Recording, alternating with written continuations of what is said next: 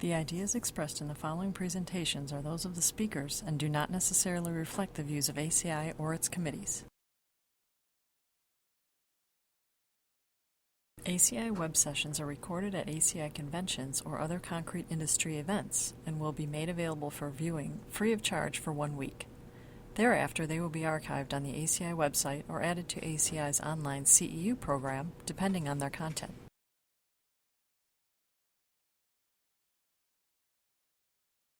You can earn continuing education credits through ACI's online CEU program. Visit www.concrete.org to register. ACI conventions provide an opportunity for networking and for keeping up to date with the latest in concrete technology and practices.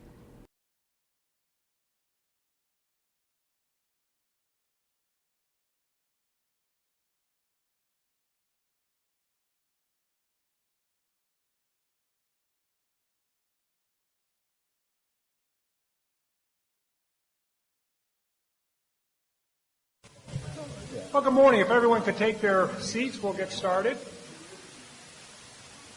My name is Wayne Adaska. I'm Director of Pavements with the Portland Cement Association, and I'll be your moderator and also have a presentation to give. We have an excellent program set up. We have everything from the designers to the owners to the contractors. So you'll get a good assortment of ideas, and I do encourage you to ask questions. We'll take questions at the end of each presentation as time permits. We do have a pretty tight schedule, but we're welcome to answer any questions that you may have. Just some of the learning objectives we have for this session is we're going to look at a roller compacted concrete and look at it so that you can design it with confidence. Build it and design with confidence. You're going to learn about how to do the construction. We actually have a contractor here which will tell you how he does it, and then we have several engineers out here who will tell you how they want it done. So we'll have a nice nice discussion on how it should be done and how it actually is done in the field. We're going to look at, again, because of that, we're going to look at some problems or issues with RCC. There are issues out there, and we're going to try to address some of those. And feel free, especially with our contractor up there, make them sweat a little bit. Give them some information, ask them about why things are happening the way they are. So, again, feel free to ask these questions throughout the program. And then we're going to look at different applications. I'll cover that in the first presentation on different applications. We're seeing a vast use of RCC as we move forward. Okay, again, I'm going to start the presentation and the session off talking a little bit about applications, design, some of the properties of roller compacted concrete, and look a little bit at the construction end of it. And again, we'll be repeating some of this information as we go along, but keep in mind that we're trying to give you an overview at this presentation of what RCC is. Okay, for those of you who have not experienced or seen what RCC is, this is a typical definition of RCC. It's a no-slump concrete that is compacted by vibratory rollers. And the key there is that with conventional concrete, we usually use an internal vibration to consolidate the concrete. All the concrete needs to be consolidated. In this case, with roller compacted concrete, as with pervious concrete, we do the consolidation externally with the use of vibratory rollers. The difference and the keys here are some of the bullet points pointed out here. It is a zero slump concrete. It has the consistency of damp, dense gravel. It has no forms, no finishing. There's no reinforcing steel. So you have a very quick operation. It's, as I said, consolidated with vibratory rollers. And what the key is, and the thing to remember, is that it's a concrete, once it's hardened, just placed in a different manner. There are multiple personalities with RCC, and this is the key. This is important to remember, is when you're looking at RCC, it's always good to have an idea of different types of philosophy as you look at RCC, because each one of these factors play in the roller compacted concrete. It's a concrete, so it's a hardened material. It hardens like concrete. It has the properties of concrete.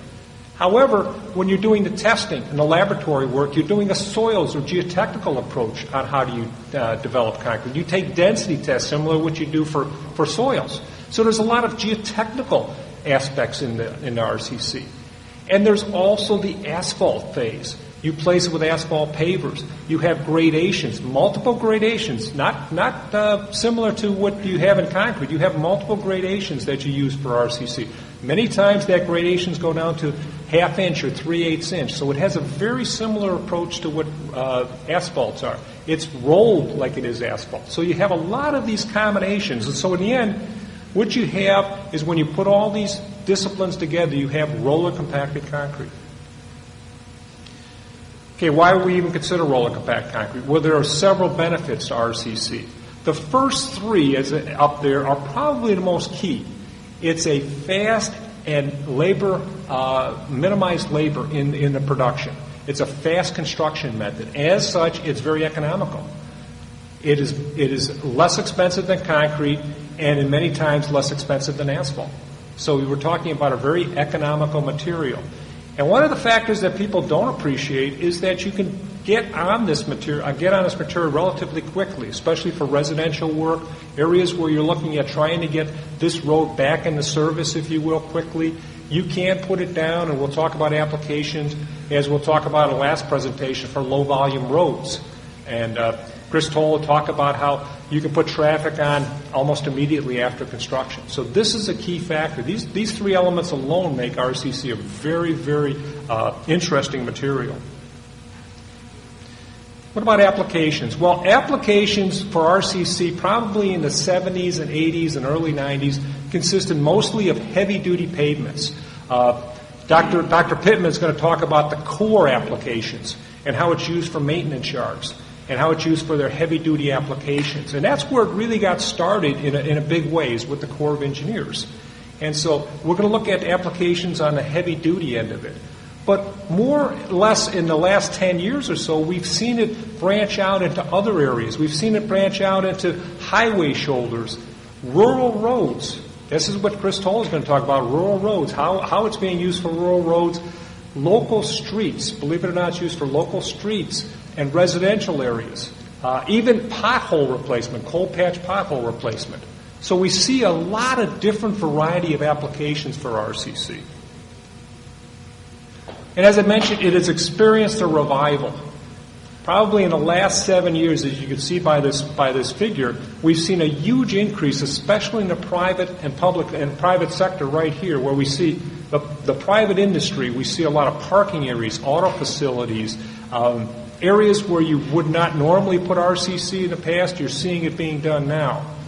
One of the keys here, and this is something that I think everyone should appreciate, is that you see the emergence of asphalt contractors placing RCC. What other concrete material can you think of where an asphalt contractor would come in and play the game with concrete? Why are they doing it? Well, this is some of the recent data we see on asphalt prices and compared to other materials. You saw a spike back in 2008 with asphalt jumping way up. You saw a lot of escalator clauses put into effect. Since then, there's been a slight decline, but we see a gradual trend, as you can see here, of a continuation of the asphalt prices. You don't have to look farther than the price of gasoline, going up to $5 a gallon this summer. Asphalt follows that path. Since 2007, asphalt prices have increased 38%. Concrete prices during that equivalent time have increased only 2%. So you see the reason why asphalt contractors are trying to get into a more diversified market. And this next slide, I love. This is a project in Joliet. A large asphalt contractor, Gallagher Asphalt, has now purchased a roller compacted concrete operation. Here's Charlie Gallagher, president of Gallagher Asphalt here. Here's Justin Ozingo, a large ready-mix operation in Chicago, and they're smiling.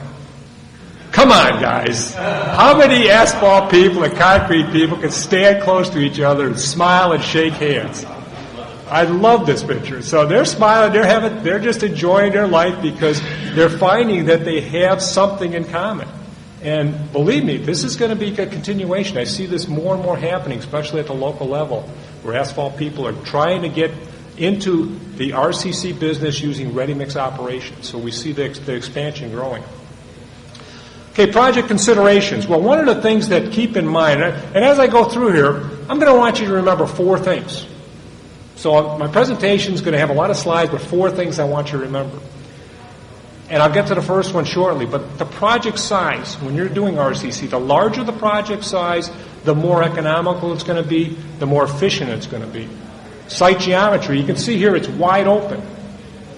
As long as you've got travel lanes that you can place it, and Matt's going to talk about that in his presentation, how you have to design your pavements based upon your placement areas, based upon your travel lanes. So that's important. But as long as you don't have a lot of interferences, you have a large straightaway. You can do it quickly. Characteristics. We know that the loading characteristics of RCC is strong. End use. This is important in the fact that, are you going to use it for a base material, or are you going to use it for a surface material? That's a big difference. If a base material, you don't have to worry about what that surface looks like. If it's a surface material, you really have to make sure that you get your compaction, make sure you get the right aggregate gradations and so forth. First thing I want you to remember, client expectations. This is a key to any successful RCC project, because if the client doesn't know what he's going to get in the end, he may be disappointed. And what I mean by that is RCC is not as smooth, the surface is not as regular as conventional concrete, so you're going to have some distresses in that period. Accept that. You can diamond grind it, but the first thing to remember is make sure your client understands what he's going to get. Okay, just briefly on the mix design. It's generally self-regulating. It has to be dry enough to support the rollers, you can see here, yet wet enough to distribute that paste. ACI 211 is a stretch if you can use it, because again, it's a drier than zero slump. There's not that much moisture in it, so you're not going to be able to use VB tests or something that's in 211. It's non-air entrained. It has a higher fines content than conventional concrete, up to 6, say maybe 8%. And a nominal size, if you want a good surface, is generally 1/2 inch to 3/4 inch. So there's a lot of differences between that and conventional concrete. One of the keys, and this is the second thing, they're coming up quick, client expectations 1, is the gradation. Absolutely important. You want to make sure you get a well-graded mix. We're all familiar with the Schultzstone 0.45 power curve. That's what we want to try to maintain. We want to keep it in that band so we don't get segregation. The test we do, not the VB test, not the vibrate test, we do a soil compaction method. And this is where the geotechnical comes in. There's 3 major steps. We do the gradation, as I mentioned, to try to get a very well-graded material, non-segregated. You determine the moisture density and the optimum moisture content using the modified Proctor test, D1557, and then you determine cementitious content based upon that mix design. And what you do is you end up getting a curve similar to this. At 12% cement content, you get a certain strength, 7-day strength, 10, and 14. Here's another key I want you to remember, not as important, but make sure that you get enough strength in here from the lab that you can use for the field. So if you're shooting for 4,500 PSI, your lab says you need 12 or 11.7. Best to go a little bit higher so that any interferences in the lab, in the field, you're able to adjust for that. So if you're looking at a 4,500 PSI, you might want to go with 13% cement so that you have enough material there, enough strength in there to counteract any problems. Okay, I'm just going to touch a little bit on construction. Here's the principles of the steps you use in construction. I will not shortchange the need of a test section. Again, that came in with the first issue with the client expectations. You have to make sure everyone's on board, not only what it looks like, how to test it, what the rolling pattern is going to be, what your densities are going to be, and even what your strengths are going to be once you do it. So the test section is extremely critical, especially for large projects or projects that you haven't been on or have no experience on. So do those test sections. Subgrade preparation. The reason I bring this up is that you have to have a firm subgrade. It's like compacting something on a mattress or something very soft. Concrete you can place pretty much on a regular soft area because you're internally consolidating it. When you're externally consolidating, anything soft is not going to offer the resistance to get your compaction. So you have to have a firm subgrade to compact your RCC with. Transporting. You usually transport in dump trucks. Placing with the type of pavers here, we'll look a little bit at that. Compaction. We're not going to cover jointing in the time we have, and we'll look at curing. There's generally two types of pieces of equipment that's used for the production. One is the continuous Pugmill. This is probably the most productive way of doing it. It produces the most material in the shortest period of time. You can see here you can come up with 125 to 150 cubic yards per hour. Most of these plants are fairly mobile. You can set them up on site very quickly. So it's an operation. Many of the specialty RCC contractors have these equipment as part of their operation. So it's an operation that you can have. The central batch plant is more universally available. It's ready-mix people have this.